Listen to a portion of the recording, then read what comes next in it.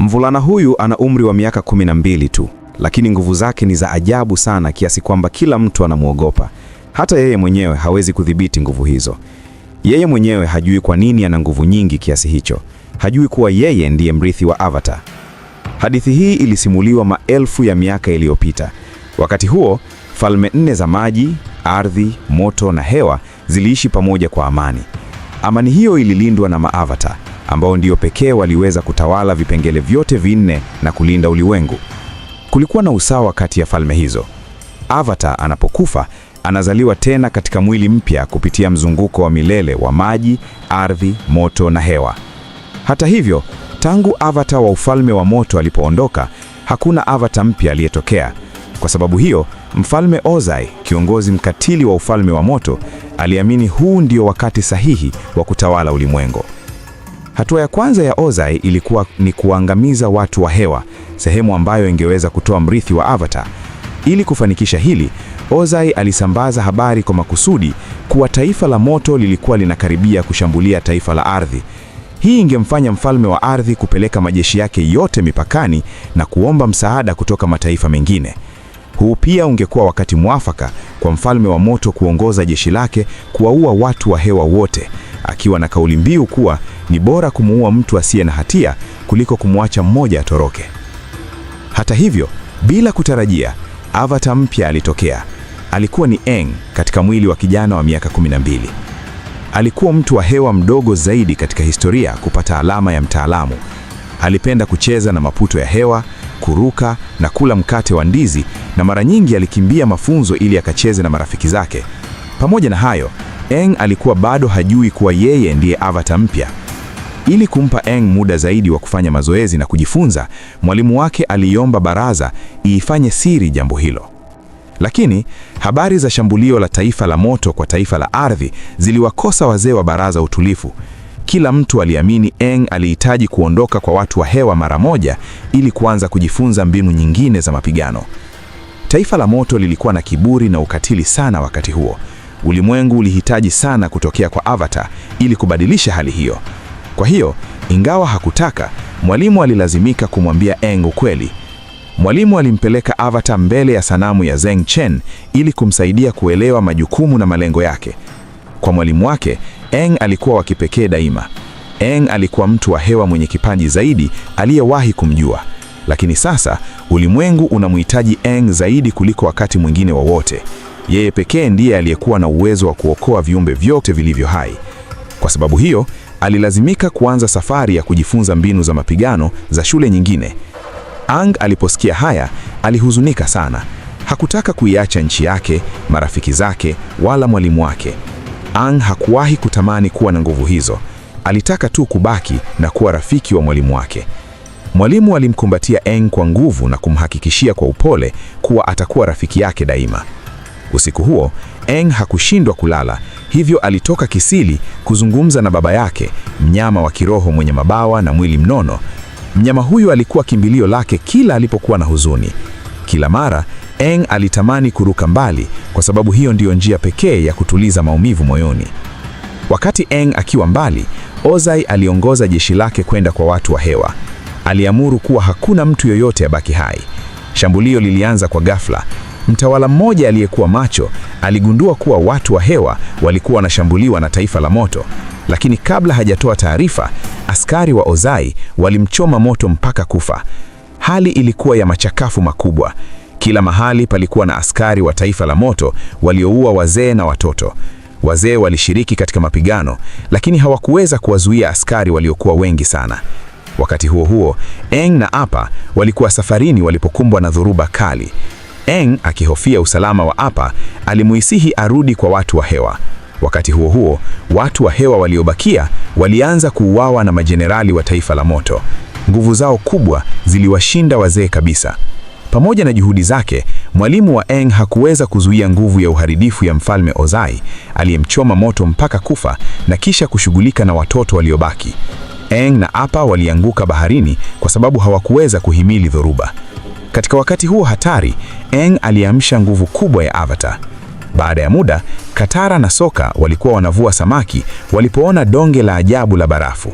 Katara alijaribu kuvuta boti ufukani, lakini ukondo wa maji uliipasua barafu hiyo.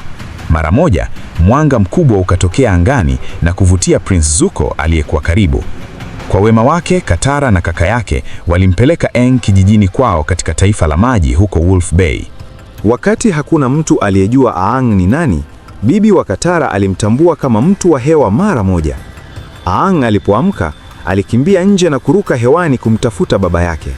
Baada ya kumuita, nyati anayeruka, Flying Bison, alitokea mara moja akiwa na theluji kwenye manyoya yake.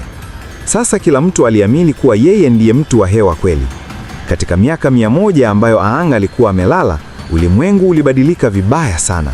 Taifa la moto lilianza uvamizi wake siku ile ile waliposhambulia watu wa hewa. Tangu wakati huo, ulimwengu umeingia katika giza ambapo kila taifa linaogopa moto. Aang aligundua kuwa marafiki, familia na mwalimu wake wote wamekufa. Sasa yeye ndiye mtu wa hewa wa mwisho duniani. Katara alimhurumia sana Aang kwa kupoteza wapendwa wake. Miaka 3 iliyopita, watu wa taifa la moto walishambulia kijiji cha Katara. Wakati familia yake ikiwa imelala, baba yake aliondoka kuwatafuta maadui ili kulipiza kisasi cha kifo cha mama yake, na hajamuona tangu wakati huo. Kwa ukatili wao, taifa la moto limekaribia kutawala dunia nzima. Sasa, taifa la maji limekaribia kufutwa kabisa. Ni sehemu ndogo tu ya taifa la ardhi iliyobaki. Hakuna anayeweza kutembelea falme nyingine tena. Watu wanaweza tu kuwa marafiki na watu wa aina yao. Katara ndiye pekee aliyebaki mwenye uwezo wa kutawala maji katika kijiji chake. Kila mara anapofanya mazoezi, analazimika kufanya hivyo sehemu za siri, akihofia kugunduliwa na taifa la moto. Miaka 3 iliyopita, waliwaua watawala wa maji wote kijijini ili wasije kupinduliwa.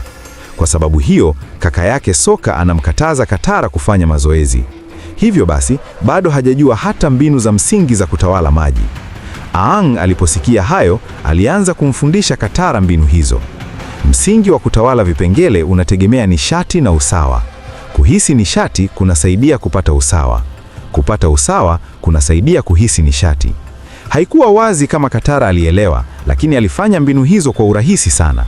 Wakati wakifurahia, kengele ya hatari ililia nje. Meli ya Zuko ilikuwa inaingia Wolf Bay. Bibi Kizee aligundua kuwa mambo si rahisi. Aang ndiye alikuwa mtu wa hewa wa mwisho. Ikiwa aliweza kuishi kwenye barafu kwa miaka 100 bila kufa, basi yeye ndiye Avatar.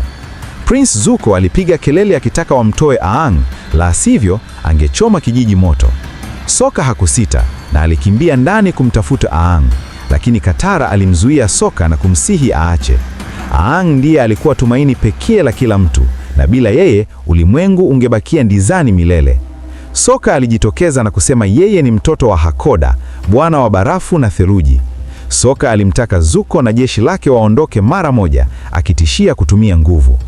Zuko alipojiandaa kushambulia, Sokka alimchokoza kwa busara amwalike kwenye pambano la wawili pekee.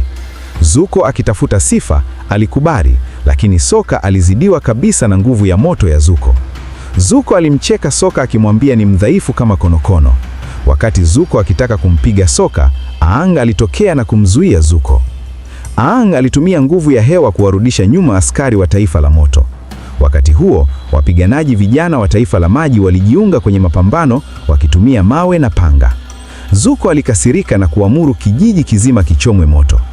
Aang aliamua kujisalimisha ili Zuko aondoke na kijiji kiwe salama. Aang alishukuru Sokka na Katara kwa kumpigania. Baada ya meli ya Zuko kuondoka, Sokka alikabidhi uongozi kwa kijana mmoja na kuanza safari ya kwenda kumwokoa Aang. Akiwa ndani ya meli, Aang alitumia uwezo wa hewa kuiba funguo za jela. Sokka na Katara walifika kwenye meli na kupanda kwa ujasiri. Appa alirudi kwa Aang, naye akafanikiwa kutoroka na kuingia chumbani kwa Zuko. Aang aliona daftari muhimu na kulichukua kwa ajili ya mafunzo yake.